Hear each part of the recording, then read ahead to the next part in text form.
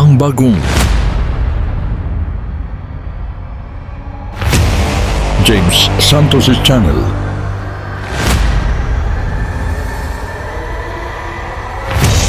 Bagong tema, bagong boses, may komentaryo. Ang pangangaral ni Brother Eli Soriano.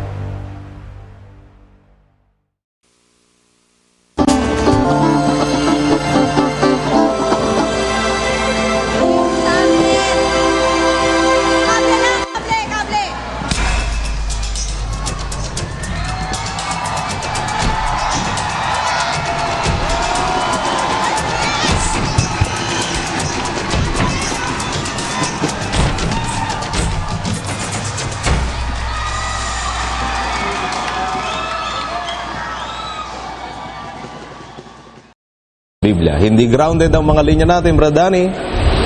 At nakahanda tayo na pagsilbihan. Ginagawa na ni Brother Eli ito for more than 20 years.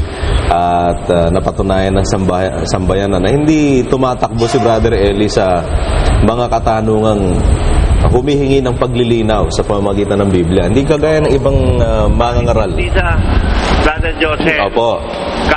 Kahit hindi sa ating programang sarili, ano?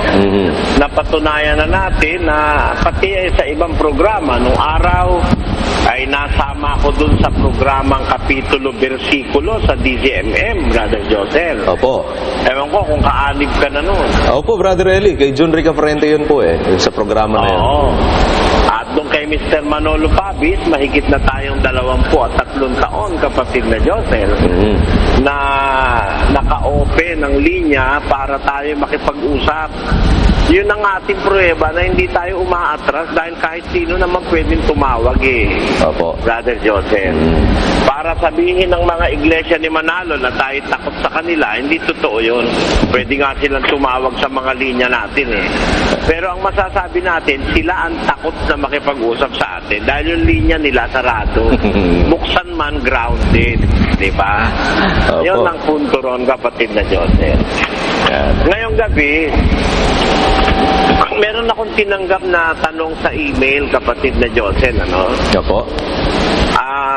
Ang kanyang itinatanong, more or less, ang synopsis o ang buod, hindi ba raw totoo na talaga namang ang pinag-isa na dalawa doon sa Efeso 2 ay ang Diyos at ang tao, gaya ng paniniwala ng Iglesia ni Manalo, kapatid na Josel. Gusto kong sagutin ngayon bago natin tanggapin ang mga ng ating mga kababayan, yung mga yung mga tanong, Brother Joseph? Medyo nag-e-echo lang. Meron na ba kayong nasa linya, kapatid na Joseph? Wala pa naman po, Brother Eli. Maganda pong ang umpisahan na po natin dyan sa tanong na yan through email. Oo, unang-una sa lahat, Brother Joseph, unang-una, ay gusto ko muna ipabasa yung talata, Brother Joseph, sa Efeso 2. Sinasabi po sa Andiyan na ba Efeso. si Brother Willie? Opo, Brother Eli. Hello? Sige, Ang Brother hirap Eli. sa may asawa, nahuhuli Hindi po. Dito po ako kanina pa nag-aantabay po. Sabi po sa Efeso sa 2 at ang talata po ay 14 patuloy ang nakasulat, sapagkat siya ang ating kapayapaan, na kanyang pinag-isa ang dalawa, at iginiba ang pader na nasa gitna na nagpapahiwalay, na inalis ang pagkakaalit. Ng Iglesia ni Cristo, kapatid na Willie, ano? Opo. Yan daw, dalawa na pinag-isa na yan, yung tao at ang Diyos. Opo. At yun daw, pader na nasa gitna na nagpapahiwalay sa tao at sa Diyos, yun daw, kapatid na Willie, ang kasalanan. Opo, kasalanan. Meron silang, ngayon, tinatanggi nila yan, Brother Willie. Opo. Sinasabi nila na hindi raw nila yan paniniwala. Mabuti pakita muna natin sa kanilang pasugo na yan nga ang kanilang paniniwala. Kapatid na technician, naka-ready ka ba dyan? Ito po ang nasa kanilang pasugo. Yan po yung pasugo, Brother Josel. Pahina 25, Oktobre 1939, Brother Josel. sa pagitan ng Diyos at ng tao ay may pagkakaalit. Efeso 2.15. Ang tao nang labagin, Brother Eli? Brother Josel, Opo. di ba? Ang isinasite niya, Efeso 2.15. Opo. Di ba? At yung ibig sabihin, yung nasa 2.15, Diyos at tao yun, di ba? Opo. Ayon sa kanila di ba? O balikan muna natin ang Efeso 2.15, lagay natin sa screen. Ito po ang sabi po rito sa talata. Sapagkat siya ang ating kapayapaan na kanyang Ilagay natin pinag-isa. sa screen, ayan. Opo, sa 14 po muna natin umpisahan. Oo. Sapagkat siya ang ating kapayapaan na kanyang pinag-isa ang dalawa at iginiba ang pader na nasa gitna na nagpapahiwalay. 15. Na inalis ang pagkakaalit sa pamamagitan ng kanyang laman, kahit kautusan na may mga batas at ang palatuntunan, upang sa dalawa ay lalangin sa kanyang sarili ang isang taong bago. Sa ganito'y Ayun. ginagawa ang kapayapaan. Yung palang tinatawag dyan na taong bago sa paniwala ng Iglesia ni Cristo, nilalang sa dalawa. Ayan. Opo. Na yung dalawa na yon, ang sabi nila sa pasugo, yun daw ay Diyos at ang tao na pinag-isa, inalis yung nasa gitnang pader na nagpapahiwalay. Basahin natin sa pasugo, kundi nga ganon.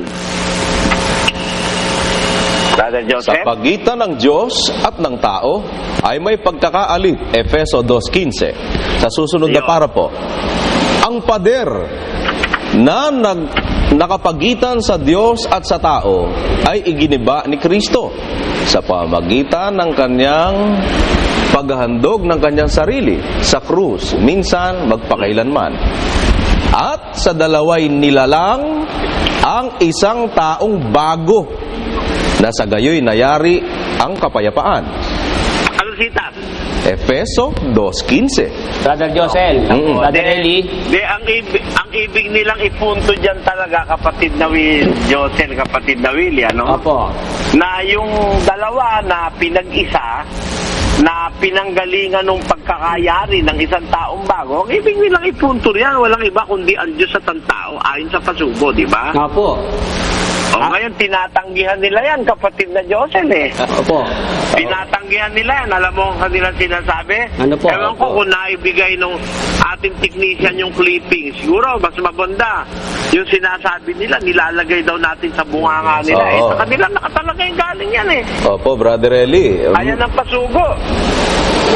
Yan ay sa pasugo. Pero matatandaan po na ito'y ipinaliwanag din ni Kabularang ganitong-ganito Pero pagkatapos niyan, makalipas ang ilang pagkakataon, Brad Danny, tinatanggi naman. Nung punahin natin, at siguro nahalata nila yung kanilang katangahan, itinatanggi ngayon, kapatid na Josel. Opo. Nakita natin, kapatid na Josel. Eto po at parinig natin. Kaya nga, nang naitanong ko kapatid na Renante, ano ang natatandaan mo na isa pa sa mga partikular na doktrina ng Iglesia ni Cristo na tinutuligsan niya at yun nakatawag sa ng pansin? Yung pong aral ng Iglesia ni Cristo ukol sa isang taong bago. Ay, yung binabanggit sa Efeso 2.15. Yun nga po, kapatid na John. At kaugnay po niya, kapatid na Bularan, mabuti pakinggan natin pagkwentuhin yung puno na nagpapakilalang Diyos. Ito po.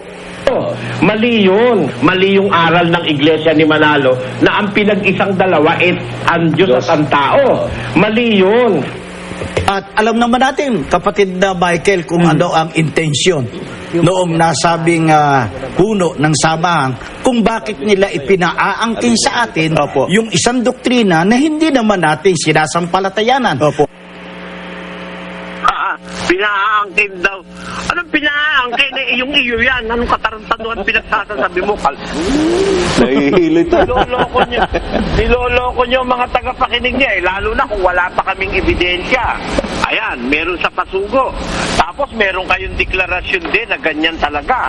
Tapos ngayon, siguro, nung mahalata nila, yung katangahan nila, dahil nandun na sa kanila uli ngayon si Ismael, at siguro sinabi ni Ismael, wala tayong laban dyan. Ayun, itinatanggi nila, pinaaangkin daw natin sa kanila, Brother Joseph. Opo, Brother Eli. Paano ngayon nilang mapaniniwala ang mga tao dyan? Samantalang, galing tayo sa pasugo kanina, Brad Dani, Brad Willie. Oo. Malinaw sa kanilang aral, ang pinag-isa, ang Diyos at ang tao. Oo, at may Ginawang isang taong bago. Correct. At ang nakapagitang pader ay yung kasalanan, di ba no? Oo. Kung Alam mo babasahin bang... natin, Brother Josel, Ha? kung babasahin natin buo yung nasa pasugo para maipakita natin na ang paniniwala talaga nila, yung pader na nakapagitan sa dalawang sinasabi ay kasalanan, atin pong uling ilagay sa screen at basahin natin ng buo ang nasa pasugo. Ito po nakasulat. Sa pagitan ng Diyos at ng tao ay may pagkakaalit. Efeso 2:15. Ang tao, nang labagin ang utos ng Diyos, ay natalikod sa Diyos. Ang Diyos naman, nang magkasala ang tao, ito'y kanyang hinatulan. Roma 5:12 at Roma 6:23. Kaya't, ang Diyos at ang tao ay nagkalayo at sa pagitan nilang dalaway nagkaroon ng pader na ito ang kasalanan. Kita mo, Brother Josel? Malinaw yan sa pasugo, Brad Willie. Alam mong, para talaga patunayan natin hindi nila maitatangging yan ang aral nila, nung i-discuss ngayon yan, ni Kabularan sa programa nila, Brad Dani, ganyan-ganyan din ang paliwanag niya, which later on, itinatanggi niya. Panoorin natin. No? Kaya nga, nabasa kanina ng kapatid na rin sa Efeso 2:15, lumalang ang ating Panginoong Kristo ng isang taong bago. Isang taong bago, si Kristo ang ulo, at yung iglesia naman, ang kanyang katawan. Pero, naalala ko si Mr. Soriano, ibang paniniwala niya kung alin yung tinutukoy na dalawa dyan sa Efeso 2:15, kapatid na rinig, kapatid na Ramil. Yung daw, binabanggit doong dalawa. Na ginawang isang taong bago. Grupong hintil daw yun at saka grupong Hudyo. Israel, opo. Tanong lang ho natin, may ulo at may katawan. Sino po doon sa dalawa ang ulo at sino rin po yung katawan? Kaya nga, para sa ikaliliwanag po ng ating mga taga-subaybay, may mahahalagang punto kasi na dapat liwanagin sa atin ng Biblia. Una, sino ba ang nagkahiwalay na naging magkaaway sapagkat pinapagkasundo? Kaya nga pinapagkasundo ay dahil magkaalit. sa magkaalit. Nasa Biblia naman yan. Opo, babasahin ko sa inyo ang Isaiah 59:2. Kundi pinapaghiwalay ng inyong mga kasamaan, kayo at ang inyong Diyos, at ang inyong mga kasalanan ay siyang nagpakubli ng kanyang mukha sa inyo upang siya'y huwag makinig. Sino po bang nagkahiwalay? Ang tao na nagkasala at ang Diyos.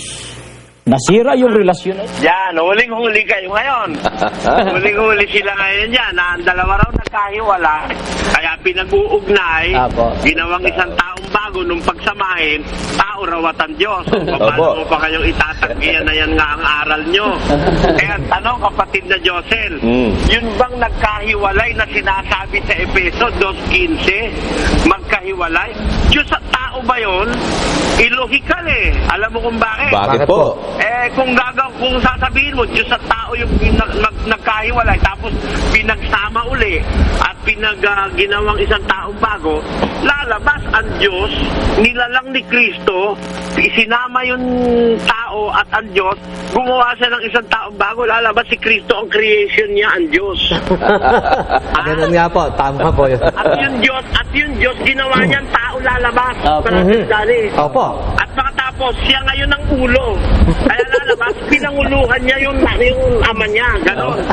Kaya tiwarik ang paliwanag. Dahil tiwarik ang utak niyang mga ministrong ganyan. Brother Danny. Opo, ganun nga po lilitaw. Napaka-sagwa naman. Yung kanila ipinaparatang sa atin na tayo raw ay baliktad ang isip. Ako raw ay baliktad ang isip. At sabi pa nung minsan slightly used, totally damaged daw ang isip ko. Kaya sa kanila bumabalik yun kapatid na Dani. Totoo po yun. Kasi biro mo, kung yung analogy titignan mo, ang nagkahiwalay daw, sino ba ikaw nagkahiwalay? Binasa yung Isaiah, hinihiwalay kayo ng inyong kasama ang kayo at inyong Diyos. Ay, di kayong nagkahiwalay, yun ang pinagsasama na ginagawang isa. Di ba? Yun ang sabi nila, no? Totoo po. Yun daw ang nasa Efeso. Pero napakalaking kamalian dahil ang tinutukoy doon yung grupong Hintil at grupong Israelita. Na ang kausap ni San Pablo bilang siya Israelita, ang kausap niya yung mga Hintil na nasa Efeso. Yun ang magkahiwalay na magkaalit eh. Hindi naman Diyos at ang tao tinutukoy sa Efeso na magkaalit eh. Pagka Efeso pag-uusapan, ang tinutukoy na magkaalit, Hintil at Hudyo, kapatid na Dani. Opo. Hindi Diyos at ang tao. Basahin natin sa umpisahan natin sa Efeso 2:11, kapatid na Willie. Ang nakasulat po, kaya nga alalahanin ninyo na kayo noong una, mga hentil sa laman, Sino tinatawag. nagsasalita, kapatid na Willie, sa talatang yan? Si San Pablo po, na isang Hudyo, Si Brother San Eli. Pablo, na nagsasalita, si San Pablo Israelita, hindi ba? No? Opo, Brother Eli. At ang kausap niya ngayon ay mga hintil na dating hintil na mga taga-Epeso. Opo. No? Na naging Kristiyano. Kaya sabi niya, alalahanin nyo na kayo noong una, nung hindi pa sila Kristiyano, kayo ang wikay mga hintil sa laman. Ano? Opo. Tinatawag na di pagtutuli, niyong tinatawag na pagtutuli sa laman na ginawa ng kamay. Na kayo, yung mga Israeli, yung mga Hentil. Hintil na taga-Epeso, kayo ng panahong yaon ay mga Hiwalay hiwalay kay kay Kristo. Mga di kabilang sa bansa ng Israel. O, dito hiwalay din sila sa Israel, ano? Opo. At mga taga-ibang lupa tungkol sa tipan ng pangako na walang pag-asa at walang Diyos sa sanlibutan. Dadapwat ngayon kay Kristo Jesus, kayo na nung panahon ay nalalayo, ay inilapit sa dugo ni Kristo.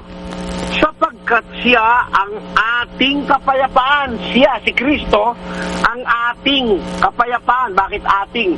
Sa pagitan ng Hudyo at mga hintil na taga-Epeso, siya ang ating kapayapaan na kanyang pinag-isa ang dalawa. Alin yung dalawang pinag-isa?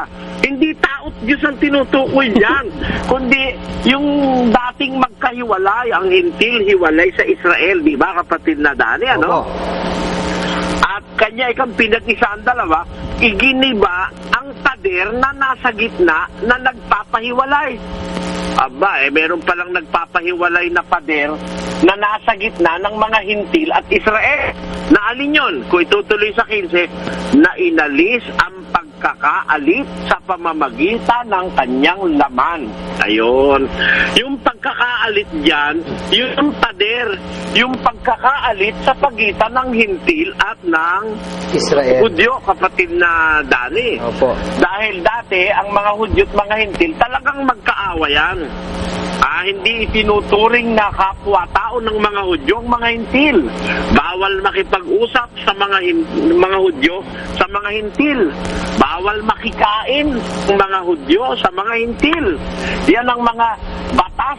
May mga batas at palatuntunang sinusunod ang mga Hudyo na naghihiwalay sa kanila sa mga hintil. Di ba gano'n, kapatid Opo. na Dani, no? Opo. Na ang ginawa ni Kristo, inalis ang wika, ang pagkakaalit sa pagitan ng dalawa, nung hintil at saka nung Hudyo. Inalis ang pagkakaalit sa pamamagitan ng kanyang lamang. Kahit yung mga batas at mga palatuntunan sa pagitan pala ng mga Hudyo at hintil, may batas at palatuntunang nagpapahiwalay, kapatid na Josel, no? Opo. Hindi ang Diyos at ang tao yan. Dahil, kung iisipin mo, kung Diyos at ang tao yung pinag-isa na nagkahiwalay, bakit para mapag-isay aalisin pati yung batas at palatuntunan?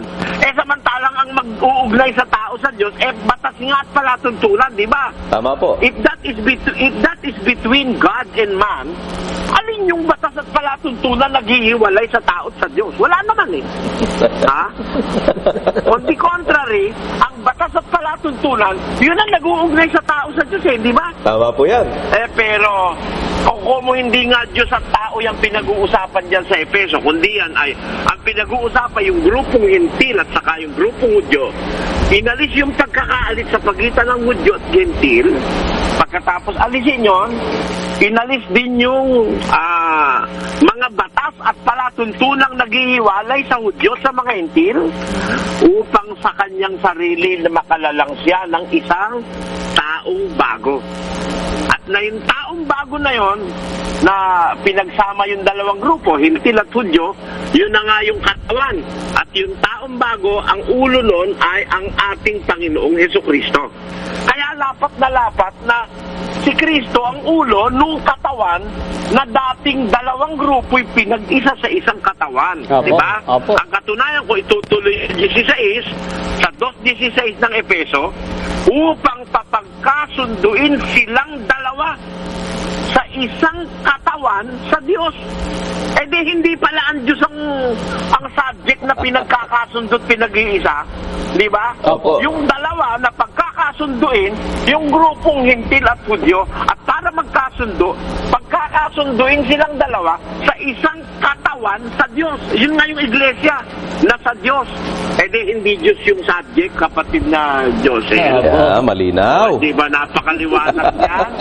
Eh napakadilim naman ang utak nitong Bularan and Company na ito. Itatanggi pa. Ipinaangkin daw natin sa kanila yung hindi nila aral. Anong hindi mo aral?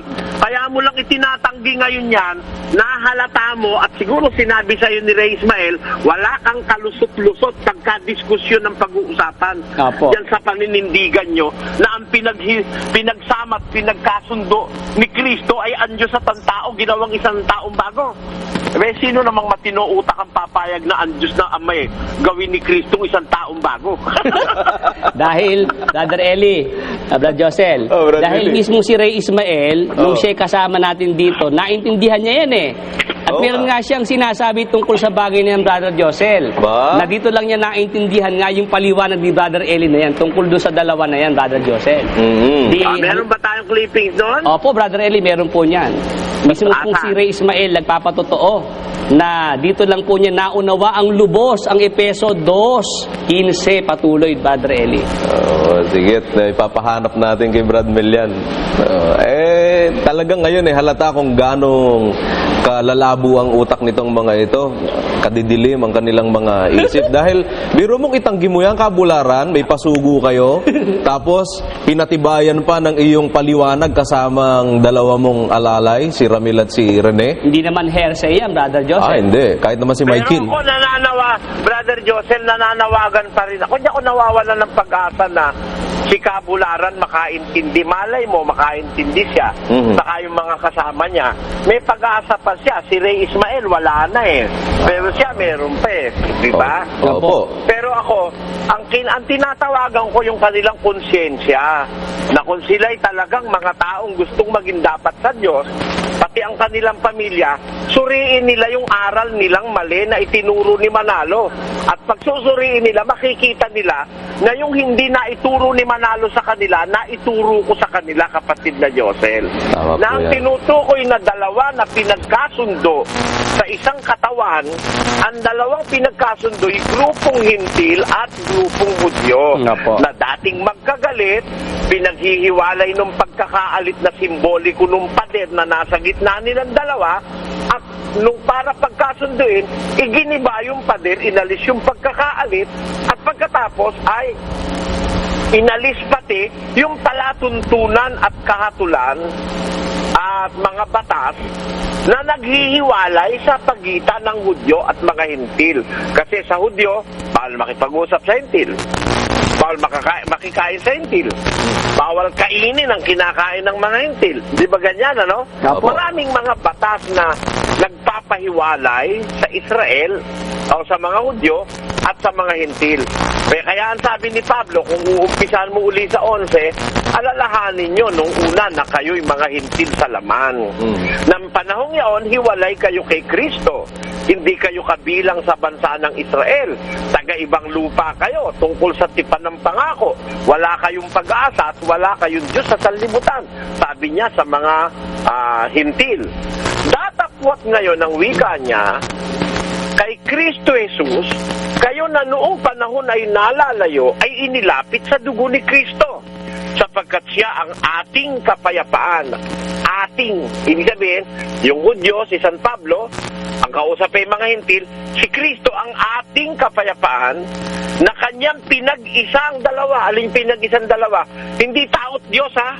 Ang pinag-isa ni Kristo na dalawa, yung Hudyo at saka yung hintil. Iginiba niya yung pader na nasa gitna na nagpapahiwalay. Inalis ang pagkakaalit sa pamamagitan ng kanyang laman. Kahit kautusan na may mga batas at palatuntunan upang sa dalawa, aling dalawa, yung hintil at saka yung Hudyo, ay lalangin sa kanyang sarili ang isang taong bago. Sa ganito'y ginagawa ang kapayapaan na upang pagkasunduin silang dalawa. Silang dalawa, yung hintil at saka yung Hudyo, sa isang katawan sa Diyos. Kaya sa iglesia, magkakasundo yung dalawa, magkakasama, hintil at Hudyo. Isang katawang sa Diyos sa pamamagitan ng krus na sa kanya'y pinatay ang pagkakaalit. Ayan. Kaya ang sabi sa 17, at siya'y naparito at ipinangaral ang kapayapaan sa inyong nalalayo, yung mga hintil. At ang kapayapaan sa nangalalapit, so sa mga Israelita na naman. Sapagkat sa pamamagitan niya, ni Kristo, tayo'y, yung hintil at saka Hudyo, may pagpasok sa isang espiritu rin sa Ama. Hindi ang Ama ang subject na magkakasunduin o pag-iisahin, ano? Dahil yung pinag-isa na Hudyo at hintil, papasok sa isang espiritu sa Ama. Kung ang Ama yan, ba't naman papasok pa sa Ama? Ama na pala yung pinagkasunduro, ano? Sapagkat siya, meron sa pamamagitan niya, ni Kristo, meron tayong pagpasok sa isang espiritu sa Ama. Ngayon, nung makapasok na ang hintil at Hudyo sa isang espiritu sa Ama, nung pagkaisahin na yung Hudyo at hintil, ano sabi? Kaya nga, hindi na kayong mga hintil, hindi na kayo mga taga-ibang lupa at mga manglalakbay, kundi kayo'y mga kababayan na kasama ng mga banal at sambahayan ng Diyos. Kasama na sila ngayon ng mga Israelita, yung mga Hudyo. Kasama na nila ngayon yung mga hintil. Magkasama na, sambahayan na ng Diyos. Ayon. Na mga itinatayo, yung mga hintil na yon, itinatayo sa ibabaw ng kinasasaligan ng mga apostol at mga propeta na si Kristo Jesus din ang pangulong bato sa panulok na sa Kanya. Sabi sa 21, ang buong gusali na nakalapat na mabuti lumalago upang maging isang templong banal sa Panginoon. 22, nasa Kanya itinayo naman kayo, yung mga hintil, upang maging tahanan ng Diyos sa Espiritu. Tuloy. Sa 3:1, dahil dito akong si Pablo na bilanggo ni Kristo Jesus, dahil sa inyong mga hintil, 2, kung tunay na inyong narinig yaong pagiging katiwala sa biyaya ng Diyos na sa akin ay ibinigay sa ikagagaling ninyo. Tamo? Kaya ang ano rito, kapatid na Josel, kapatid na Willie, ang tinutukoy dito yung pagsasama ng merging ng hintil at saka ng Israel kung papaanong sa pahayag ay ipinakilala sa akin ng hiwaga gaya ng isinulat ko ng una sa ilang salita na sa pamamagitan niyaon sa pagbasa ninyo kayong mga hintil ay inyong mapagtalastas ang aking pagkakilala sa hiwaga ni Kristo. 5, na ng ibang panahon ay hindi pinakilala sa mga anak ng mga tao na gaya ngayon na ipinahayag sa kanyang mga banal na apostol at propeta sa Espiritu na ang mga hintil ay tagapagmana at kasangkap ng katawan. Kita mo na, yun nga palang hintil ang isinangkap sa katawan na dati puro Hudyo, kapatid na Josel. Yun ang pinag-isa, di ba? Kaya alam mo, sana pag-aralan ni Kabularan niya, ni Ramil, ano? Malaki man ang sweldo nila dyan, kung maiimpyerno naman sila, kawawa naman yung mga mahal nila sa buhay, may asawa sila at mga anak. Mali talaga ang aral ni Manalo. Wala talagang abuluyan sa Santa Cena at ang Santa Cena hindi talaga umaga. O tanggapin niyo yung katotohanan na yon na ang The Big Four, hindi yung ang apat na anghel sa Apokalipsis. Brother Joseph. Opo. Hindi yun ang mali yan. Big Four, apat na anghel, Big Four. Yun daw yung apat na anghel, yung Big Four. Ang totoo, yung Big Four, in the real sense of it, Brother Joseph, tingnan mo man sa mga history books, ang Big Four, hindi naman yung apat na presidente o pangulo ng bansa. Hindi yun eh. Ang Big Four, yung bansa nila, Na inire-representa. Oo. Paano magiging yun yung apat na anghel nakatayo sa apat na sulok ng lupa? Amerika, apat na anghel ba yun? Yun nga lupa, andun na nga yung Amerika eh. Yung anghel nakatayo sa apat na sulok ng lupa. Paano yung lupa na nakatayo, kinatatayuan, lupa pa rin yung tatayo? Ha? Kasi kung i-analyze lang natin, Brother Josel, hindi ko lang maipapakita sa inyo pero baka magawa ng paraan ni kapatid na puto, no? Na the Big Four are yung apat na bansa. Nandoon yan sa Encarta kapatid na Josel Nasa Encarta yan. The Big Four, tingnan niya lang yung term na the Big Four. Ang tinutukoy na the Big Four ay ang yung apat na bansa, hindi yung apat na mga pangulo ng bansa, kapatid na Josel. Alam ni Brad Marcos kung ano yung pinagkukunan nila ng batayan dyan Mabuti pakita natin sa kanila, ang pinagkunan yata nila yung world history ba o modern times and the living past tungkol doon sa the Big Four. Mali yun, yung paniniwala nila na ang the Big Four yung apat na pangulo ng bansa. Ayan. Ayan. Basahin natin yan kapatid na Joseph. Yan po. The world war foretold by Jesus Christ, Matthew 24:3, 6:33, which history has recorded as World War I of 1914. After these things, 4 angels, the Big Four, Wilson, Clemenceau, Orlando, Lloyd George, leaders of nations, Apocalypse 7:1, 1 Peter 2:13-14, were seen standing on the 4 corners of the earth, 4 directions of the globe, worldwide in scope, north, east, west. Isaiah 41:9, 43:5 and 6, holding the 4 winds, global war, specifically World War I, Jeremiah 4:13 and 19, simultaneously during the holding of the war by the Big Four, the 4 angels, when the ceasefire or the armistice of November 11, 1918 was proclaimed, another angel of the church. Kapatid na Josel, Opo. Gusto kong ipakita sa ating mga tagapakinig, ang paniwala nila dyan, ang the Big Four, yung si Orlando, Clemenceau, etc., ano bang pinagkukunan nilang batayan dyan? Anong libro? Pwede ba ipakita natin sa screen yan? Meron tayo dito, Brother Joseph. Brad Willie, sige. Meron tayo ritong ipapakita. Lang dyan, Brother Joseph. Nandyan na raw sabi ni Brother Marcos. Yung referensya nila? Anong referensya, Brother Marcos? Pakisabi lang. August 1976, page 4 and 5. Sige. Page 4 and 5. August 1976. August 1976 na pasugo. Brother Joseph. Sige.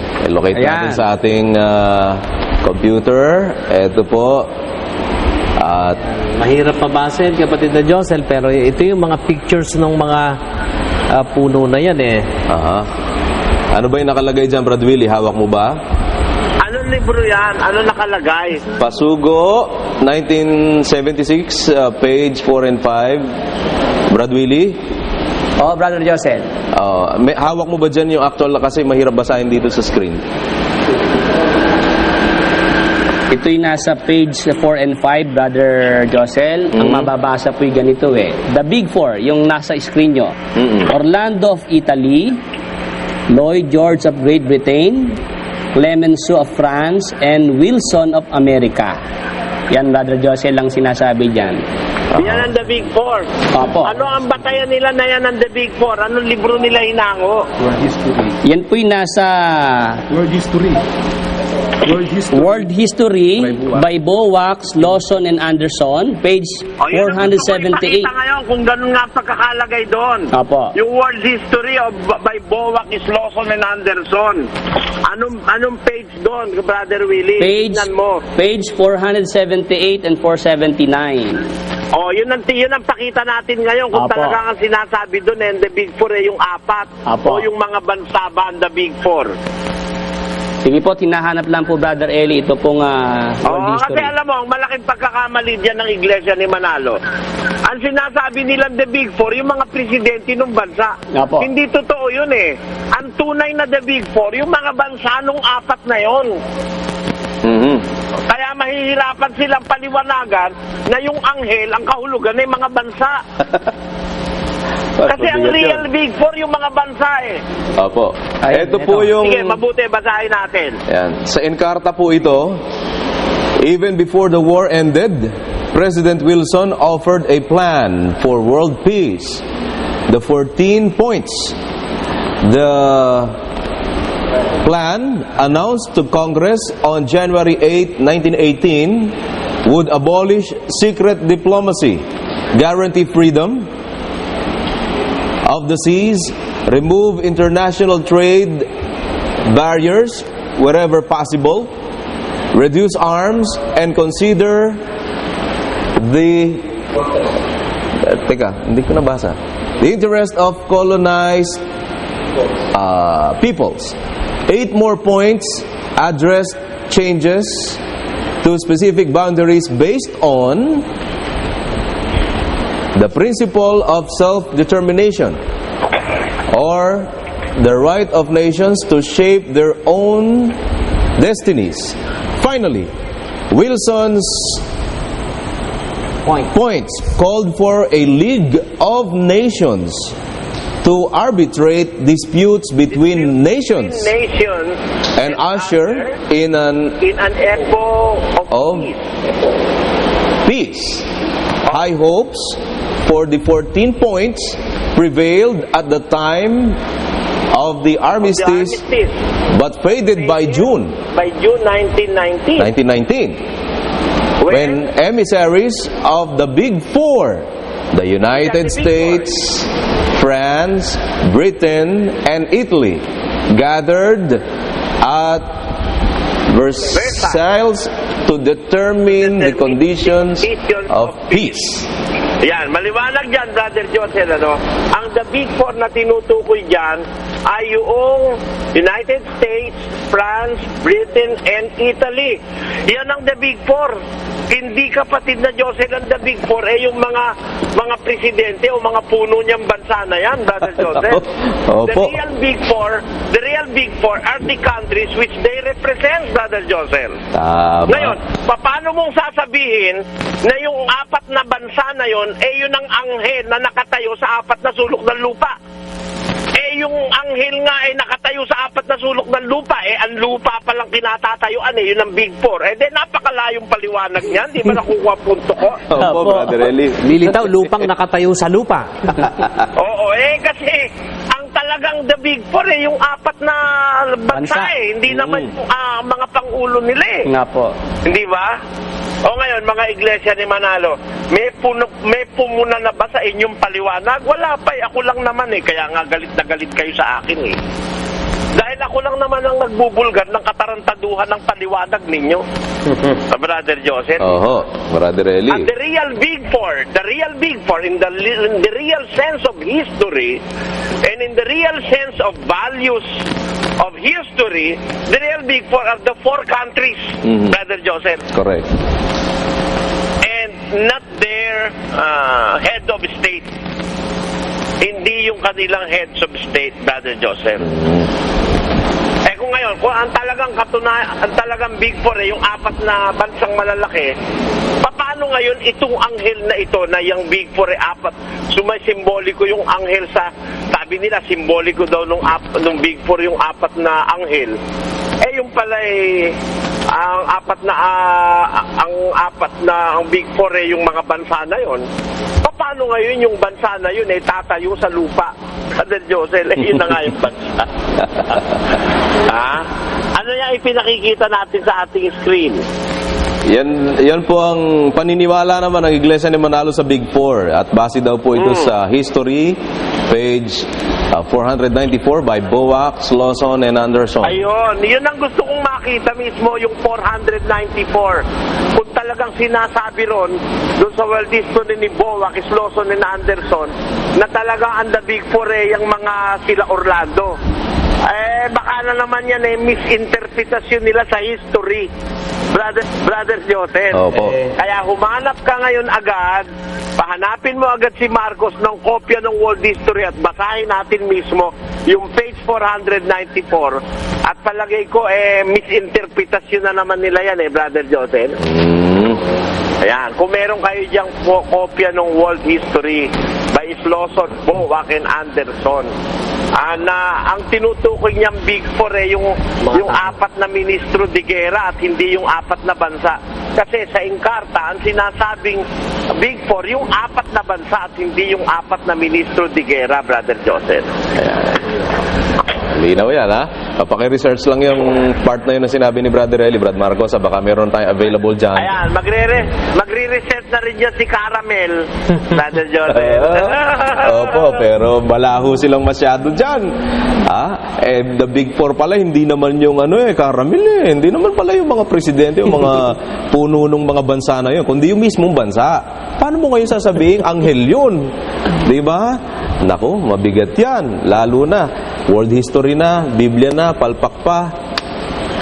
Maganda dyan mag-isip-isip. Kaya mabuti, Brother Joseph, hanapin na agad yung world history ni Lawson, Boax at ni Anderson. At nakikita mo, kapatid na Joseph, lalong mauuga ang doktrina ng Iglesia ni Manalo. Kaya nga yung sinasabi dun sa email na sa akin, alin ba raw talaga yung pinag-isang dalawa, Brother Joseph, na pinag-isa ni Kristo? Ang paniwala ng Iglesia ni Manalo, ang pinag-isang dalawa, Diyos at ang tao, na nagkahiwalay. Samantalang sa Efeso 2:15, ang pinag-isang dalawa, sa tunay na kahulugan, kung babasahin mo pati yung mga surrounding verses doon, magmumula sa 11, tuloy mo pa hanggang 3, ang pinag-isang dalawa na pinaghihiwalay ng mga batas at mga palatuntunan at kautusan, yung grupong Hintil at Israelita. Yun ang ginawa ni Kristo na isang taong bago at kanyang pinanguluhan. Siya ang ulo ng taong bago na yon, Brother Joseph, di ba? Opo. Kung ang pinag-isa ay Diyos at ang tao, lalabas ang Diyos at saka ang tao, pinag-isa ni Kristo, tapos pinanguluhan niya. Lalabas pati yung Diyos, pinanguluhan ni Kristo, Brother Joseph. Opo, at lalo yun ang kabalintunaan. Diba? Lalo pang nakasama doon, yung Kristong pinaniniwalaan nila, tao. Abay, si Kristo puno nung pinag-isang Diyos at tao. Naku po naman. Ba't naman ganun ang paniniwala nyo, kabularan? Maganda pag-isip kayo. Sabi nga ni Brother Eli, pwede naman kayong magbago ng paniniwala nyo. Padoktrina na po kayo.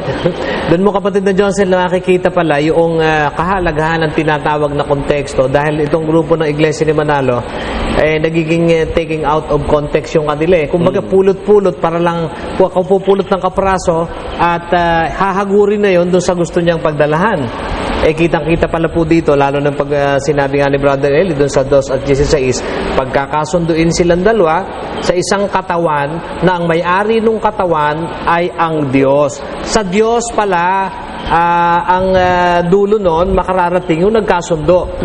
Hindi yung Diyos ang nagkasundo sa katao, kundi yung hintil, yung katawan, nagkasundo sila sa isang katawan. Kanino yung katawan? Sa Diyos, kapatid na Josel. Kaya nga iglesia ng Diyos yun eh. Yan, kapatid na Dani, sinasabi mong hindi Diyos at tao nagkasundo dun sa Efeso 2, di ba? No? Opo. Ngayon, meron namang ibang talata sa Biblia na ang Diyos at ang tao ay nagkasundo. Pero hindi kapatid na Dani yung nasa Efeso 2, 14, 15 hanggang 16. Opo. Di ba? Talaga kung malaki pong dagok ito sa mga iglesia ni Cristo na tagapagturo. Kaya po siguro samantalang iniintay po natin yung ating pinahanap ni Brother Marcos dahil po Brother Eli talagang ito pong mga iglesia ni Cristo medyo halata natin kapatid na Josel na kung kumuha ng referensya para kasi sino nga naman ang taong magbubusisi pa na kagaya ni Brother Eli na tignan nga natin talaga kung totoong nasa Boak, Slauson and Anderson yan at ganyan talaga ang nakalagay dahil nabuko na natin itong minsan nang punahin ni Brother Eli yung Pilipinas daw ang malayong silangan na yung kanilang pinagkuhanan ang pagkakaliwat mismo nila sa Tagalog ang Pilipinas ay naging bahagi ng pananakop ng Espanya sa malayong silangan. Nang hagurin nila at bigyan ng konklusyon, kung gayon ang wika, ang Pilipinas, ang bansa na nasa malayong silangan na tinutukoy ni Moffat doon sa kanyang salin ng Biblia. Ayan po, ikaprasong-kapraso lang pero malaki po ang diferensya pag ating pinaniwalaan. Kaya kailangan natin si Brother Eli. Dahil kung hindi si Brother Eli, makararaos siya ng ganyang katagal na panahon. Kaya nga ngayon hirap silang sagutin si Brother Eli. Naglaan na sila ng isang programa talaga na yan po dinisenyo para ipakita. I-refute, sabi nila, yung mga ipinangangaral ni Brother Eli. Ang masama lang doon sa kanilang claim sabi nila, former minister si Brother Eli na itinatanggi naman nilang sila may gawa. Paano kayong hindi may gawa niyan nasa Net 25 yan. Correct. At naka sa Dream Broadcasting. Kaya mulad sa pool, wala pa namang reputation na nagawa ang Iglesia ni Cristo, kapatid na Josel Ang kanilang gawa, pagmamalain, pagpapasama, ayan o paano, may logo pa ng Channel 25 yan o Net 25. Ito sa bagay, si Kabularan, denial king ito Panay ang deny nito Ganyan yung mga yan. Siguro nahihirapan si Brother Marcos na hanapin po sa... Nag-react po kasi sila doon sa ating running debates na nakaraan. Yung bang, ang tema natin, Brad Danny, Brad Willie, yung pag itiniwalag ang tao, pabalik-balik, paulit-ulit na tinatanggap kung yun ay ayon sa Biblia, tama. Nangatwiran sila Kabularan dyan. Reaction? Ito po ang reaction, Brother Joseph? Ibig po nating ipakita sa ating mga... Ito po ang kanilang sagot doon daw sa ating sinasabing mali na kanilang ginagawa. Pansin po nyo na tinutuligsa po nila ang ginagawa sa Iglesia ni Cristo na tinatanggap pa ang mga nagbabalik loob. Itinatanong po nila kung ang pagtanggap ba sa Iglesia ng nagbabalik loob ay sinasang-ayunan po ng Biblia. Tinitiyak natin, kapatid na rin Lamang kailangang sumunod sila doon sa kondisyong hinihingi ng Biblia. Babasahin ko po kung anong kondisyon. 55 at 7 ng Isayas. Lisanin ng masama ang kanyang lakad at ng liko ang kanyang mga pag-iisip at manumbalik siya sa Panginoon at kaawaan niya siya at sa aming Diyos sapagkat siya'y magpapatawad ng sagana. Narinig po natin, ang sabi ng Diyos, kailangan lisanin ng masama yung kanyang masamang lakad. Pero baka ganitong itanong nila, paano kung napakabigat ng kasalanang nagawa ng isang itiniwalag sa Iglesia, nanumbalik siya? Ang gayon po ba ay tinatanggap pa rin ng Panginoon Diyos?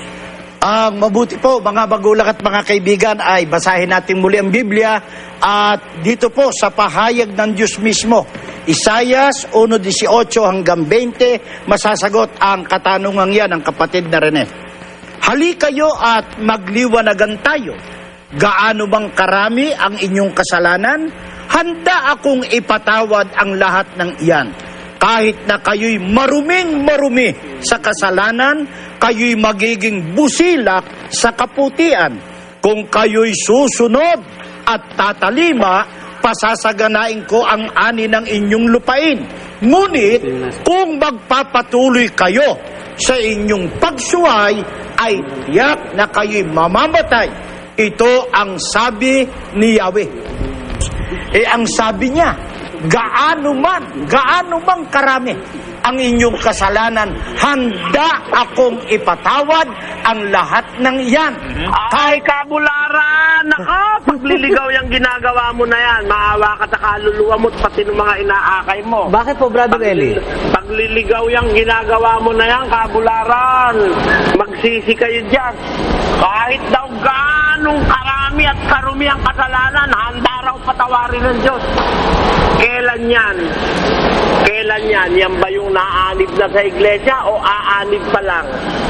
Yun nga. Hindi mo nililiwanag eh. Hali kayo, sabi ng Diyos. Tayo'y magliwanagan. Hindi pa pala naliliwanagan yung kausap niya dyan. Pero yung naliwanagan na, at pagkatapos kinulapulan pa yung katawan niya ng katakot-takot na kasalanan, wala nang patawad Diyos. Basahin natin. Sa 6:4 ng Hebreo, nililigaw mo tao kabularan, maawa ka naman. Bata, Brother Willie. Ito po ang sabi. Sapagkat tungkol sa mga minsang naliwanagan. At Ilang beses maliliwanagan, Brother Willie? minsan lamang po, Brother Eli. Hindi pwede ulit-ulit, ano? Opo. Ano sabi? Sapagkat tungkol sa mga minsang naliwanagan at nakalasap ng kaloob ng kalangitan at mga nakabahagi ng Espiritu Santo at nakalasap ng mabuting salita ng Diyos at ng mga kapangyarihan ng panahong darating at sa kanahiwalay sa Diyos ay di maaaring baguhin silang muli sa pagsisisi. Kita mo na, may pagsisisi pa ba yung nakaliwanag na nakakilala na ng katwiran. Tapos sinadya pang humiwalay pa sa Panginoon Diyos. May pagsisisi pa ba, Brother Willie? Wala na po, Brother Eli. Wala nang pagbabago dyan sa mga taong ganyan. Mga lapastangan na yan eh. Ang katunayan, sa Hebreo pa rin, 10:26, basa. Sapagkat kung ating sinasadya ang pagkakasala, pagkatapos na ating matanggap ang pagkakilala sa katotohanan, ay wala ng haing natitira pa tungkol sa mga kasalanan. Kundi isang kakilakilabot na paghihintay sa paghukom at isang kabangisan ng apoy na lalamon sa mga kaaway. Ayan, yan ang nasa Biblia, kapatid na Josel. Kung naliwanagan ka na, hindi ka na pwede magsisi pagka nilapastangan mo. At ang sabi, kung sinasadya na ang pagkakasala, pagkatapos na ating matanggap ang pagkakilala sa katotohanan, after na nakakilala ka, no? Wala nang haing natitira pa tungkol sa kasalanan, kundi isang kakilakilabot na paghihintay sa paghukom. Ngayon, hindi tayo nagtataka, Brother Josel. Tanong mo sa akin kung bakit. Bakit po, Brother Eli? Kasi yan sa tunay na iglesia, yan ini-a-apply ng Biblia. Pero sa iglesia palaula at baboy, hindi nila i-apply. Hindi nga nila pwedeng i-apply sa kanila yan eh. Kasi diyan sa Biblia, yun sa tunay na iglesia, sa Biblia, kahit pagka ikaw ay nakaliwanag na sinadya mo, hindi ka na, wala nang pagsisisi. Okay. Wala nang haing natitira kapag sinasalaula mo yung aral ng Diyos, ano? Apo. Kakilakilabot na paghukom ang hinihintay mo. Kaya Bularan, katakot-takot na pag-asang mapabalik ka uli dahil mag-aabuli ka uli, Brother Joseph. Ganun yun. Ganun ka po. Samantalang sa Biblia po pala, Brother Eli, yung sinasabi po na pag-asa, isa lang po pala yung Brother Eli, di po ba? Oo, sa kanila maraming pag-asa eh. Opo. Kahit nga raw pagkarai-rai mong kasalanan eh. Halika, ginamit pa yung 1:18 ng Isaiah, Brother Willie. Opo. Kay liwaliwanag sabi ng Diyos doon, halika kayo, magliwanagan tayo. Hindi pa naliliwanagan yung mga yon. Dahil nasa kadiliman pa po eh. Nasa kadiliman pa eh. Kaya pwede pang liwanagan. Pero yung nasa liwanag na, lumayas pa uli, talagang taga-diliman ka na. Ayun, pagdating sa dilim, pwede magpabalik-balik doon. Sa kaliwanagan, hindi na. Alam mo, kapatid na Josel, nakakakita tayo dito ng isang kakilakilabot na kasinungalingan nitong tatanggapin ng maraming tao pag hindi nga po ito papaliwanag. Abay, oo eh. Alam mo kapatid na Dani, epekto niyan? Opo. Hindi matatakot gumawa ng masama yung Totoo mga po tao yun. na yan eh. Alam mo kung bakit? Bakit po? Tatanggapin sila uli eh. Oo. Matiwalag man sila sa katakot-takot nilang kasalanan, tatanggapin sila uli. Kaya hindi natatakot eh. Yan ay simpleng encouragement sa tao na gumawa ng masama at magpabalik-balik sa palaulang iglesia, kapatid na Dani. Totoo po yan. Ha? Simpleng encouragement yan, makagawa ng masama. Total, tatanggapin ka rin lang uli, papatawarin ka uli. Di ba? At ang gagamitin, yung mga sitas na pagbabalik loob. Ginagamit yung mga sitas na yon sa hindi pa nakakaalam ng katwiran, hindi pa nakakaliwanag. Pag nakaliwanag, pinapagbalik loob. Wala namang sulat sa Biblia na balik-balik loob. Wala naman ano eh. Opo. Ayun. Kaya napakaganda. Ang sulat sa Biblia, pagbabalik loob. Hindi pa balik-balik loob. Di ba ganun? Ayun. Totoo po yun. Kaya ibig sabihin, kahit 1,000 talata ang basahin ni Bularan na panghikayat na ang tao ay magbalik loob sa Diyos, meaning, yun ay nasa labas pa, kapatid na Josel. Pero pag nakapasok ka na, yun ang sinasabi sa Biblia ni Brother Eli, wala pong labas-masok, masok-labas. Wala nun. Oo, kaya yung pagliligaw na yan, booking sila dyan, ano, Brad Danny? Pero Brother Eli, may mas matindi po silang inilulusot eh, para pangatwiranan yung pabalik-balik na ulit-ulit na pagtanggap sa mga natiwalag sa kanilang iglesia. Wala dito to, walang lusot. Sige, pakita mo sa akin, pakikita ko sa yung walang lusot. Sige po, panoorin natin si Kabularan. Pero ito po ngayon ang isa sa mahalagang liwanagin natin sa lahat, kapatid na John. Nais naming mapansin po niyo ito, mga kababayan. Paano po kung ang kasalanang nagawa, halimbawa, ng isang tao, pagtalikod sa Diyos? Di ba yun ang pinupuna ng puno na palamura? Halimbawa, yun daw dating Iglesia ni Cristo, o kaya ministro pa ng Iglesia ni Cristo, tumalikod sa Iglesia. Di ka tumpas tumalikod sa Diyos. Bakit tinatanggap pa raw pag nagbalik loob? Di ang Diyos uli ang sasagot niya sa katanungang yan. Ito po, sa Jeremias 31, ang mga talata po ay 19 hanggang 20. Ganito ang ating mababasa. Tumalikod kami sa inyo. Ngunit, ngayon nagsisisi na. Natuto kami matapos ninyong parusahan. Napapahiya kami at nalulungkot dahil sa mga kasalanan namin ng panahon ng aming kabataan. Si Ephraim ay anak ko pa ring minamahal, anak na aking kinalulugdan. Kung gaano kadalas ko siyang pinarurusahan, gayon ko siya nagugunitang may pagkahabag.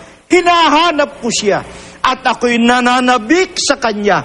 Ito ang sabi ni Yahweh. Apo. Tumalikod na sa kanya ang mga unang lingkod niya, ang Israel no. Ngunit nang magsisi at matuto matapos niyang parusahan, ay muling ipinadama niya ang kanyang walang katapusang pagmamahal. Mali! Mali! Bakit po, Brother Eli? Mali ang paliwanag. Ayan sila kapatid na dahil, bigyan ko lang ng hint yung mga tao bago natin basahin. Ano? Sige po. Ito Yun daw Israel, tumalikod na sa kanya. Pero nung bumalik uli, tinanggap niya uli. Ganun nga po. Ito yun. Yung Israel, hindi isang tao tinutukoy doon, kapatid na Dani. Opo. Bansa yun. Ano? Kahit yung bansang Israel tumalikod sa Diyos, nung magbalik loob, tinanggap niya, sino yung nagbalik loob? Hindi yung tumalikod, yung anak nun, yung bunga nun. The continuation of the people of Israel. Kaya yung mga tumatalikod, dapat pinaparusahan ng Diyos yun. Pero pag bumabalik uli, yung kanyang yung lahi na yon ni Ephraim at ng Israel, tinatanggal tinatanggap niya. Huwag mo naman sabihin sa akin, ngayon mismong mga lapastangan, yun uli ang tinanggap ng Diyos. Kapatid na Dani. Imposible. Ang tinutukoy kasi dyan lahi, kapatid na Dani, Ayun. kapatid na Joseph. Ayun. Lahing Israel yan, na tumatalikod sa Diyos, paparusahan ng Diyos, dinadalambihan kung saan-saan, pinangangalat ng Diyos. Pero pag nagbalik loob uli, yung lahi na yon, tinatanggap niya uli. Lahi yan, hindi individual na tao. Opo, parang ibig palitawin po ni Kabularan, yung Israel, o si Israel kung individual, o si Ephraim pa nga ng binanatan niya. Kasi nabasa naman niya kasi Ephraim, hindi naman Ismael eh. Magkagayon pa man. Pinalilitaw po niya na itong si Ephraim ay tumalikod sa Diyos, kung ganun, kapatid na Josel. At nagpabalik-balik ba ito, Brother Eli, si Ephraim, kung ito yung persona na si Ephraim o si Israel? Hindi Ephraim yan, hindi Ephraim yan na person ni Ephraim, kundi yung lahi na yun. Ayun. Kapatid na Josel, ang tinutukoy dyan. Lahi ng Israel yan, kasama dyan ng Ephraim. Ngayon, para bang gustong patunugin ni Bularan, yung isang tao, naglapastangan, tumalikod, tapos bumalik uli yung tao rin na yun mismo. Hindi lahi kasi ang tinutukoy dyan Ang Israel kasi, mahal ng Diyos yung lahi na yan. Kaya halimbawa, merong gumawa ng masama, napapahamak yung paparusahan ng Diyos yun. Mamayang konti, babalik loob naman itong lahing ito, tatanggapin uli ng Diyos. Pero hindi mismong yung gumawa ng masama ang tatanggapin uli. Ang katunayan nga pag gumagawa sila ng masama, namamatay sila, kagaya ng yung po mga natuklaw. Yung mga natuklaw ng mga ahas. Opo. 20,000 isang araw ang namatay, kapatid na Josel Paano magbabalik loob yun? Pinarusahan nga, pinagpapatuklaw sa ahas. Paano magbabalik loob yun? Pero yung lahi ang tinutukoy dun sa binabasa niya. Napakalaking panliligaw yung ginagawa nitong mga taong ito. Iba kasi yung lahing Israel, Brother Josel. Kasi halimbawa, yung mga magulang nila nahiwalay sa Diyos, yung lahi na yun, meron namang mga bata pa ron, pag nagbalik loob, tinatanggap ng Diyos yun, yung lahi na yun, yung Ephraim, yung Israel, yun, ganun yun. Lumalabas po pala. Pero yung individual na tao na siya lumapastangan sa Diyos, tatanggapin pa uli ng Diyos, hindi ganon. Sabi nga ng Diyos, pakinggan nyo sa 2 Kronika 19:2. Ito po ang sabi po sa talata 19:2 ng 2 Kronika. At si Jehu na anak ni Hanani na taga-Kita ay lumabas na sinalubong siya at sinabi sa Haring Hosapat, tutulungan mo ba ang mga masama at mamahalin yaong mga napopuot sa Panginoon? Dahil sa bagay na ito ay kapuotan ang sasa iyo na mula sa harap ng Panginoon.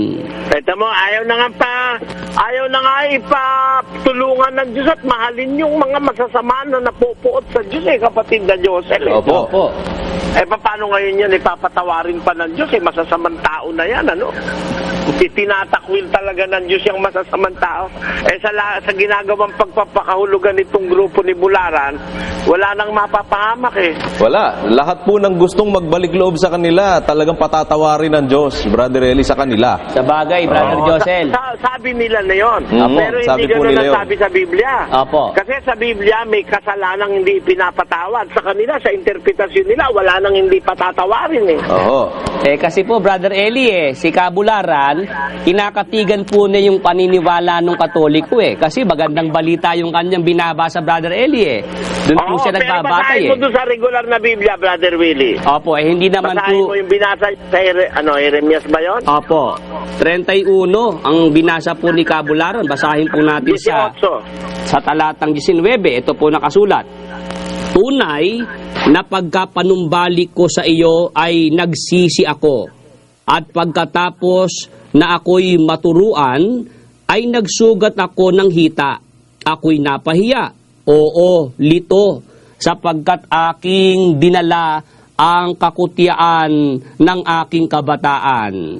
20. Ang Ephraim bagay aking minamahal na anak, siya bagay iniibig na anak, sapagkat kung gaano kadalas nagsasalita ako laban sa kanya, ay gayon ko inaalaala siya ng di kawasa. Kaya't nananabik ang aking puso sa kanya. Ako'y tunay na maaawa sa kanya, sabi ng Panginoon. Ayan po, Brother Eli, ang sinasabi po rito sa Bibliang ito. Hindi po gaya doon sa Magandang Balita Biblia na kung sabihin po nila kabularan, salin po ng mga demonyo, Brother Eli. Kaya tayo po hindi nagtataka na sila ang ipinapaniwala sa mga tao, yung sinasabi po nila, Brother Eli, na mga taong hindi katiwa-tiwala. Hindi ho ba? Alam mo, kapatid na Willie, halatang halata naman dun sa paggamit nila Bakit regular naman Biblia talaga ang ginagamit? Bakit lilipat doon sa Biblia na yon? Kasi makakakita sila ron nung hindi nila naiintindihan na magtitit sa kanilang preconceived ideas. Opo. Yung binasa nila sa Magandang Balita at yung binasa mo ngayon dyan sa regular na Biblia ang ginagamit natin, ay yung nakasulat diyan ipinakikita ng Diyos kung gaano ang pagmamahal niya sa lahing Israel. Opo. No? Opo. Na pagka sila ay nagtumatalikod, naglalaan siya ng pagkakataon na sila'y makapagbalik loob. Pero hindi mismong yung taong tumalikod ang kanyang pinagbabalik loob, kundi yung lahi nga ang tinutukoy diyan kapatid na Willie, di Hindi ba? po yung individual, Brother Eli, ang sinasabi. Ano po? Hindi, kasi merong tatalikod at gagawa ng masama, pinapatay ng Diyos yun. Paano makakapagbalik loob yun? Di ba doon sa isa, sa ilang lang 23 basahin natin yung Korinto, kapatid na Willie. Apo, ito po ang sinasabi po sa aklat ng unang Korinto, sa kapitulo 10, at ang talata po ay 8. Ang nakasulat, wag din naman tayong makiapid, na gaya ng ilan sa kanila na nangakiapid, at ang nangabuwal sa isang araw ay 23,000. Kita mo, nang makiapid yan ibinuwal ng Diyos 23,000 sa isang araw kung ang susundin mo paliwanag na kalukuhan ni Bularan paano magbabalik loob patay? Ayan, ganyan. Ang parusang ipinarusa pagtutuklawin ng ahas Brother Josel Opo. Di ba? Ngayon, yun namang grupo ni Datan at ni Abiram, nilamo naman ng lupa. Paano magbabalik loob yun? Ang mga kasalanan mortal na kasalanan. Pakinggan nyo, basahin natin. Ito po ang sinasabi po sa aklat naman po ng Awit. Ito po ang nakasulat sa 106 at ang talata po 16. Kanilang pinanaghilian naman si Moises sa kampamento at si Aaron na banal ng Panginoon. Ang lupa ay bumuka at nilamon si Datan at tinakpan ang pulutong ni Abiram. Paano magbabalik loob yan inilibing ng buhay? Brother Joseph. Wala na po yan. Kaya hindi po pwede talaga yung palusot nitong sila Bularan Naku naman, kabularan. Pero alam niyo, Brother Eli, meron pa po silang inihihirit dyan. Talagang pag nagbabalik loob daw ang nagsisising natiwalag, yan daw po'y tinatanggap ng Diyos. Meron po silang ganitong halimbawa. Tingnan natin yung kanilang kaliwanagang madilim. Ito po. Pansinin po ninyo, babasa kami ng isang pahayag sa Biblia at kayo mismo mararamdaman ninyo kung gaanong pag-ibig ang iniuukol ng Diyos sa kanyang mga anak bagaman at nagkasala. Ito po sa Lucas 15:11 hanggang 24, mapapansin ng ating mga taga-subaybay, kapatid na Rene, ang pangyayaring ito ang matibay na nagpapatotoo na hindi nga nilalagot ng Diyos ang kanyang pag-ibig, ang kanyang awa, ang pagkakataon doon sa mga anak niyang nagkasala. Mabigat ang pagkakasala, pero natutong kilalanin ang kanilang kasalanan at natutong magbalik loob sa ating Panginoon Diyos. Gaya nitong isinasaad sa alibughang anak. Sinaysay na talinghaga po. Kaya nga, Kaya nga alibughang anak eh. Hindi ba? Hindi ba isang malaking kasalanan yung buhay pa yung kanyang ama, hiningi na yung kanyang parte, yung kanyang mana? At hindi hanggang doon po. Oo. Nilustay doon sa lugar na kanyang pinaroonan. At Ayan, Brother Eli. Ayan. Ayun ba yung sinasabi? Opo. Mali na naman ang paliwanag, kapatid na Joseph. Bakit naman po? Tinan mo, ilang bang beses nagwalang hiya yung alibugang anak? Minsan lang. Minsan lang. Opo. O hindi ba, lahat ng tao ay anak ng Diyos, kapatid na Joseph? Oho. Pero ang lahat ng tao ay nahiwalay sa Diyos dahil sa kasalanan, di ba? Yun Totoo po ay yan. sabi din naman O nila. ngayon, di ba, pagka ikaw nakakilala at nagbalik loob, pinapatawad ka ng Diyos? Pinapatawad. O yun ang ibig sabihin ng talinghaga sa alibugang anak, yung prodigal son. Na humiwalay sa Diyos, tapos naglima yon sa mundo, at pagkatapos nung makilala niyang mali siya, bumalik siya, tinanggap siya ng kanyang tatay. Brother Joseph? Oo. Doon sa talinghagang sinasabi na yon.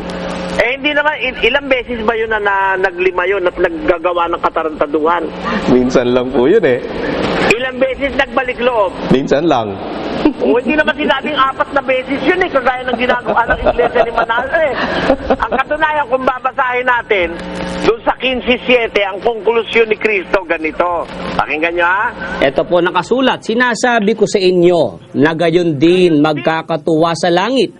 Dahil, Yan, nagpapakita ng comparison yan, Brother Willie. opo, Sabi, sinasabi ko sa inyo, sabi ng Panginoon, gayon din magkakatuwa sa langit dahil sa isang makasalanang nagsisisi kaysa 99 na mga taong matutuwid na di nangangailangang magsipagsisi. O kita mo, yan pala ay nagsisisi sa kanyang pagiging dating makasalanan. Hindi yan balik-balik loob. Nagbabalik loob, Brother Joseph. Opo. Hindi balik-balik loob. Hindi kagaya ng ginagawa ng Iglesia ni Manalo, kanilang miyembro, gumawa ng katarantaduhan.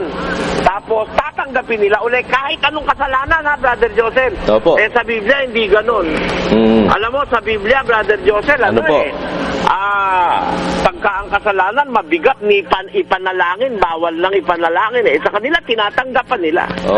Sabi ni Kabularan kanina, Brother Eli, hindi nalalagot ang pag-ibig, ang awa ng Diyos, kapatid Sino na may rin. sabi sa'yo? Sabi po Sino ni may Kabularan. Sabi ni Wala Bularan. sa Biblia yun. Inano na lang yun paliwanag niya lang yun, pagliligaw niya lang sa tao yun Oo. Para nga bumalik sa kanila, yung naglayasan na sa kanila, di ba? Oo nga po. At mga pinagtitiwalang nila para wala silang mabawas na miyembro, di ba? Oo. Yun ang punto nun pero yung sasabihin niya, hindi nalalagot Yung awa, yung pag-ibig Yung awa ng Diyos. ng Diyos. Gaano man daw kabigat yung kasalanan. Katarantaduhan yun. Labag sa Biblia yan. Basahin natin. Sa isang talata ng Kronika, kapatid na Willie. Opo. Ang sabi ng Diyos kay Solomon na kanyang anak.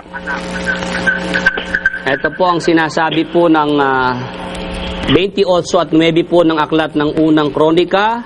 Ang sinasabi po ganito, at ikaw, Solomon, na aking anak, kilalangin mo ang Diyos ng iyong ama at paglingkuran mo siya ng sakdal na puso at ng kusang pag-iisip, sapagkat sinasaliksik ng Panginoon ang lahat na puso at naaalaman ang lahat na akala ng pag-iisip.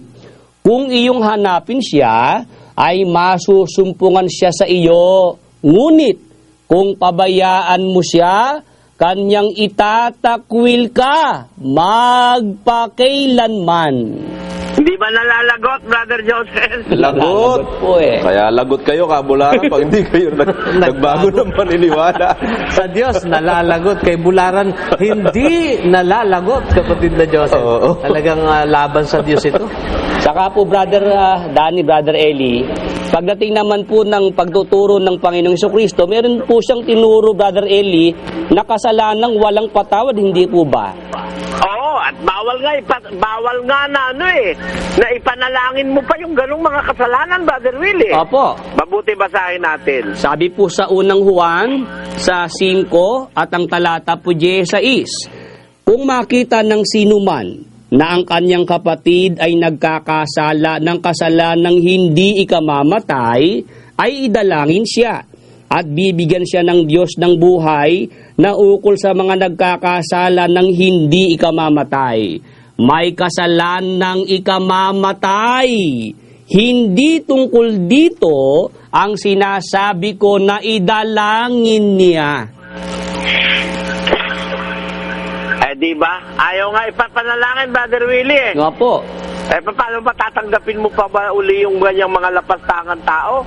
Ang sabi ng Biblia, ang magkasala laban sa Espiritu, Apo. hindi patatawarin kahit sa sanlibutan ito, kahit sa darating. Nga po. Kay Bularan, papatawarin ko namin. Lalo na kung may koy. Basahin natin. Sabi po sa Mateo, sa 12 at ang talata po'y 32. At ang sino mang magsalita ng isang salitang laban sa anak ng tao ay ipatatawad sa kanya. Tatapwat, ang sino mang magsalita laban sa Espiritu Santo ay hindi ipatatawad sa kanya kahit sa sanglibutang ito o maging sa darating. Kita mo, walang patawad. Pagkat Diyos ang tatanungin mo, Apo. hindi niya napapatawarin yung mga lalabag at magkakasala ng sasadyaing labagin yung aral ng Espiritu Santo, kapatid na Joseph, kapatid Apo. na Dani. Ano? Opo. Pero kay Kabularan mo itanong at papatawarin pa uli yan kasi minamali nila ang interpretasyon sa Biblia. Sa Biblia, lahat ng kasalanan ipinatatawad ng Diyos kung wala ka pang kaliwanagang natatanggap. Kung ikaw ay nasa labas pa ng katwiran, kahit ano pa nagawa mong kasalanan, papatawad talaga ng Diyos yun. Pero pag naliwanagan ka na at sinasadya mo na parang wala kang kagalang-galang at nilalapastangan mo na ang Diyos dahil sa paglabag mo ng paulit-ulit, hindi na pinapatawad yun, Brother Danny, Brother Joseph. Sabi ng Diyos, pag sinasadya na ang kasalanan, wala nang haing natitira pa patungkol sa kasalanan, kundi ang paghuhukom na kakilakilabot. Sa Kebularan, kahit sinasadya mo ang kasalanan, may haing pang natitira, maglaga ka pa. Opo, Brother Eli. At ang kanila pong sinasabi dyan sa mga ganyan, ang kalagayan daw ng mga natiwalag, yan ay mapapahamak kung mamamatayan na hindi nakapagbalik loob. Yan. So, sa kanila, talagang pwede ka magbalik sa kanila, no, Brad Danny? Kung natiwalag ka at mabigat ang kasalanan mo, Hindi tumalikod ka. Mali termino mo. Ano po, Brother Eli? Pwede sa kanilang magbalik. Balik-balik. Opo, balik-balik. Pero kapatid na Josel, yung sinabi nga po ni Brother Eli sa Lucas, Brother Josel, yun pala, ang tinutukoy doon yung tao, noong umpisa na naman talaga, bata tayo, walang kasalanan, sa Diyos tayo, no? Nahiwalay tayo ng ating mga pinagagawang kasamaan. Marami yun. Oo. At yun ay tatanggapin tayo ng Diyos pag ikaw ay nakapagbalik loob sa tunay na iglesia ng Diyos, ano? Pero pagkatapos noon at ikaw ay sadya kang humiwalay or inihiwalay mo ang iyong sarili, hindi ka natatanggapin ng Panginoon dahil naliwanagan ka na eh. Yun ang... Sa Biblia, minsan ng pag-asa.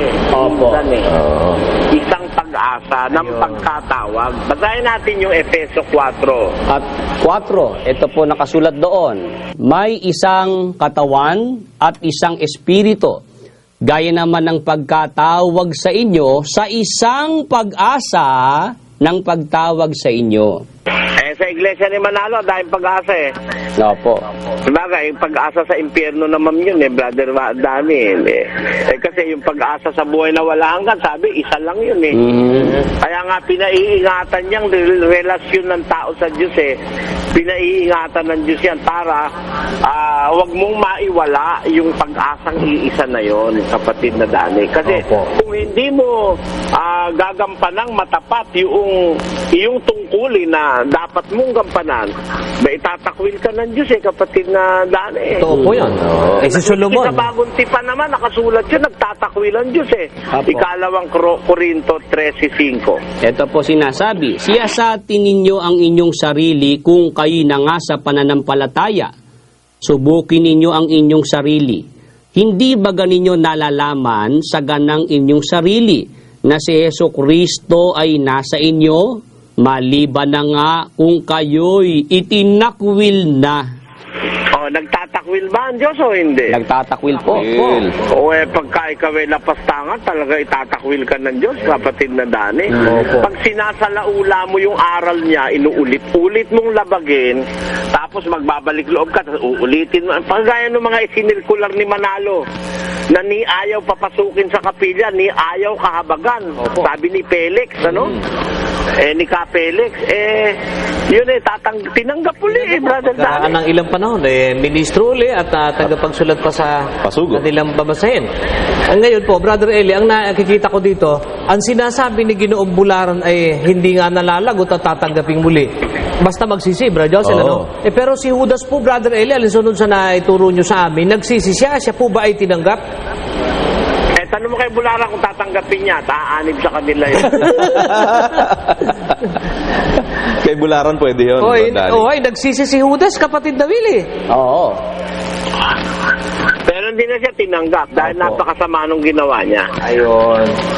Saka po, Brother Danny, napasin ko lang puro sa ibinigay sa Lucas, sa alibugang anak, Brother Eli. Wala naman puro sinabi na yung alibugang anak nung magbalik loob nagpaulit-ulit naman po sa pagbabalik loob Nagumawa uli ng kawalang niya sa tatay minsan lang Opo. Di ba, Brother Willie? Minsan lang Minsan naman lang po yun. Nagkaganon Hindi Apo. naman na pagkatapos na siya tanggapin lumayas na naman uli. Wala Nakakuha pong na ganon. naman uli ng pera. Bumalik na naman uli. Tapos, while lumayas na naman uli, bumalik na naman uli. Naku, wala namang Wala ganon. pong ganon. Kaya hindi talaga kayang patunayan ng Iglesia ni Manalo yung aral na dala-dala niya Kasalaulaan niyang aral na yan. Ang tao'y turuan mong magbalik-balik ng paggawa ng masama at patawarin mo ulit. Balik na naman ulit, patawad na naman ulit. Balik na naman ulit, patawad na naman ulit. Nako, si Takir madalas natiwalag yun Pero kung gaano karaming pagkatiwalag niya, ganun din ang dami ng pagbalik niya sa kanila, Brother Eli. Tinatanggap din. Ministrong matanda, nakakwentuhan ko si kapatid na Perez, mapakadalas daw matiwalag mo si Takir yung negro nilang ministro. Grabe. Kaya ayan. Sige, tingnan natin. Humirit kayo. Tingnan natin. Ano isasagot nyo dyan? Wala na kayong susuotan dyan Nabablangka lahat ng kanilang pangangatwiran at paglusot, Brad Danny. Linawin nyo sa tao. Wag nyong ilayo dun sa talagang konteksto. Yung sinasabi ng Biblia, biro mo, yung pagbabalik loob sa inyo, pabalik-balik loob, mali Hindi tama Yan po mga kababayan. And so, with that, siguro, sufisyente na po muna yan hanggang dyan sa bahagi na yan. At kung nagustuhan ninyo ang napanood ninyong video, please like, subscribe, share, and comment. At maraming salamat sa mga sumusuporta sa pamamagitan ng GCash. At marami pa kayong mapapanood na hindi pa na-upload sa internet. Maraming salamat sa panonood.